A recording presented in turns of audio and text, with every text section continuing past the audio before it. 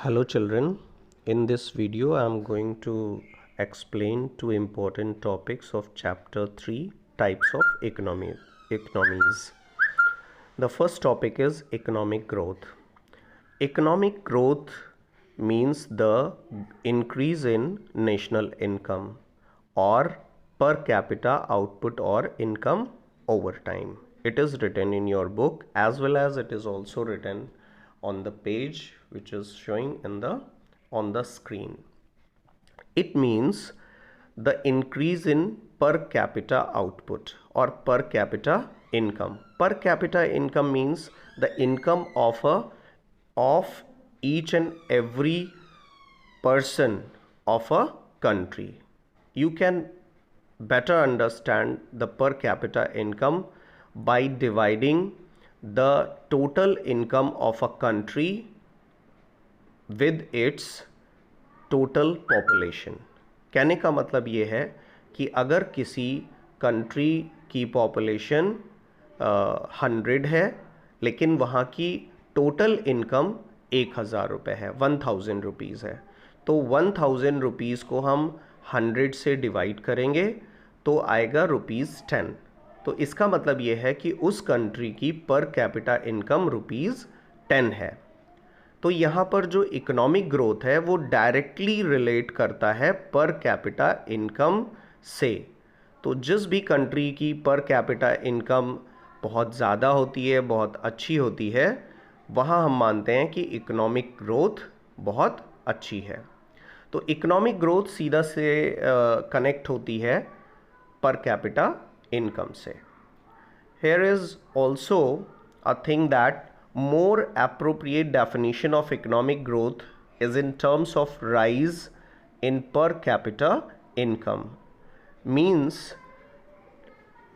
अगर एक कंट्री की इनकम बढ़ रही है लेकिन इनकम से ज़्यादा उस देश की पॉपुलेशन बढ़ रही है तो उस देश में इकोनॉमिक ग्रोथ को हम काउंट नहीं करते हैं, क्योंकि जिस तरह से हमारा इनकम बढ़ रहा है उससे कहीं तेज़ी से हमारी पॉपुलेशन बढ़ रही है. इसका मतलब पर कैपिटा इनकम इंक्रीज होने की जगह डिक्रीज हो रही है, तो ये इकोनॉमिक ग्रोथ नहीं होगा. I hope children you understand now what is economic growth. Now the second topic is economic development. Economic development is quite different from economic growth. जैसे कि हमने देखा कि इकोनॉमिक ग्रोथ में हम क्वालिटेटिव नहीं क्वांटिटेटिव स्टडी करते हैं. मतलब क्वांटिटी में स्टडी करते हैं कि कितना हमारे देश में लोगों की पर कैपिटा इनकम बढ़ रही है, उस पर हम बेस करते हैं इकोनॉमिक ग्रोथ को. लेकिन जब हम इकोनॉमिक डेवलपमेंट की बात करते हैं तो वो क्वालिटेटिव होता है, क्वांटिटेटिव नहीं.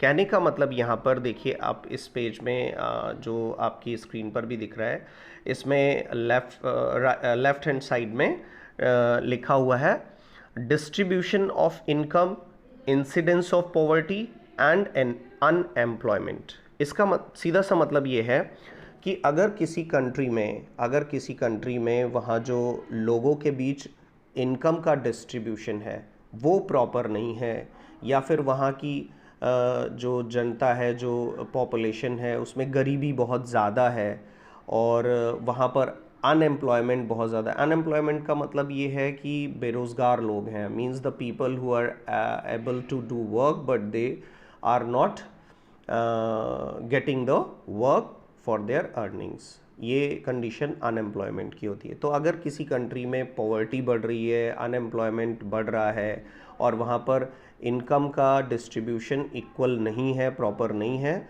तो उसे इकोनॉमिक डेवलपमेंट में काउंट नहीं किया जाएगा. मतलब इसका ये है सीधा सीधा कि वहाँ पर इकोनॉमिक डेवलपमेंट नहीं हो रहा है.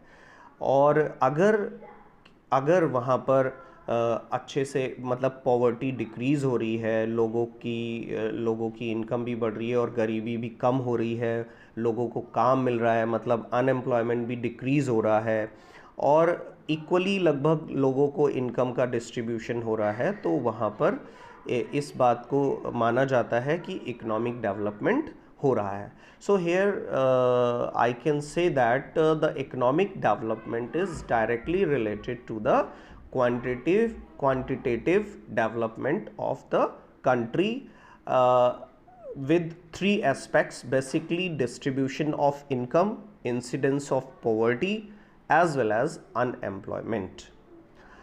Here on the page, one distinction is also given here among the means in these two, economic growth and economic development.